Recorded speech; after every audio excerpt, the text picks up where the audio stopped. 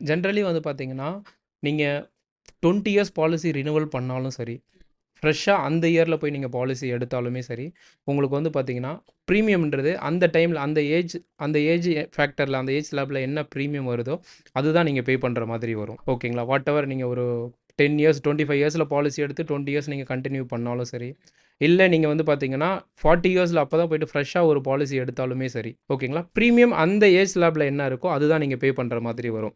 So 2 பேருக்கும் ப்ரீமியமில் பெருசாக எந்த டிஃபரன்ஸுமே வராது. ஸோ என்ன அட்வான்டேஜஸ் அப்படின்னு பார்த்தீங்க அப்படின்னா, அவருக்கு வெயிட்டிங் பீரியட் எதுவுமே இருக்காது.